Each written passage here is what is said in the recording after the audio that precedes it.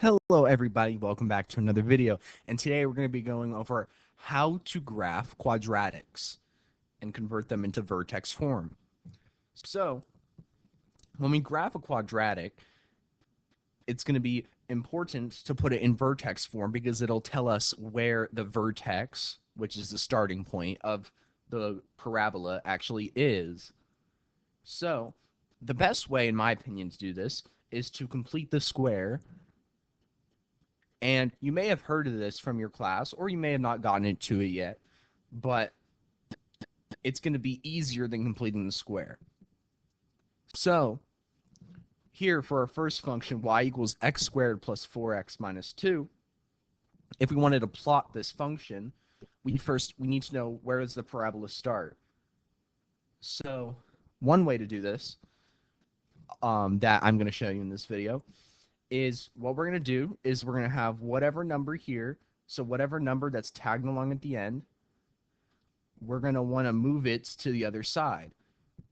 And if we do that, then we have y plus 2 is equal to x squared plus 4x. Now, all you have to do now is look at this number, divide it by 2, and then square it. So if we divide 4 by 2, we get 2, and 2 squared is 4. That is a coincidence. So that means we add plus 4 to both sides. And that completes our square because now we have x squared plus 4x plus 4, which we can factor out as x plus 2 squared, because 2 plus 2 is 4, and 2 times 2 is 4,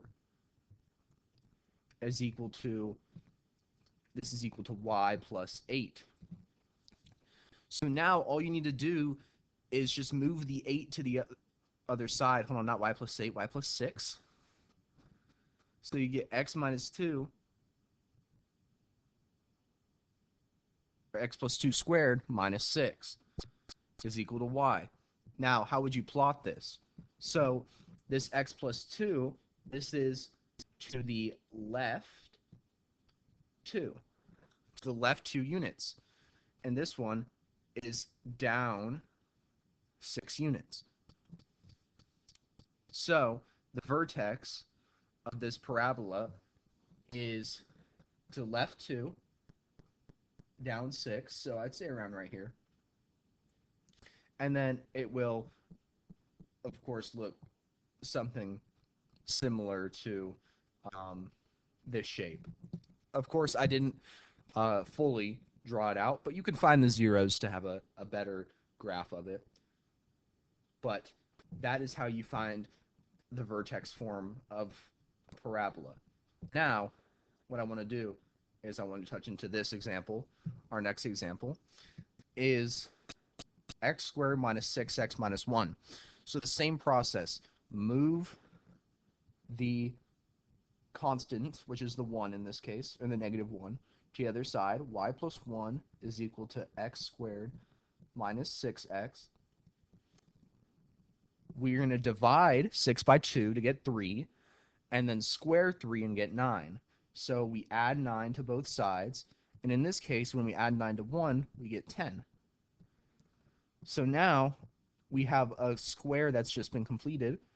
So we have x minus 3 squared, because negative 3 times negative 3 is 9, and negative 3 plus negative 3 is negative 6.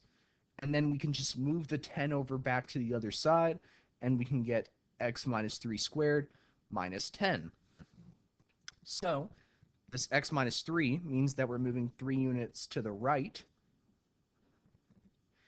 and this minus 10 means that we are moving 10 units down. So the vertex will be right here, and the parabola, you can obviously find out what it actually does look like, but since that is not the concept of the video, it's just going to look maybe something like that. It probably won't, but that is how you convert a quadratic function, into vertex form to make it easier to graph it. Anyway, I will see y'all later, and goodbye.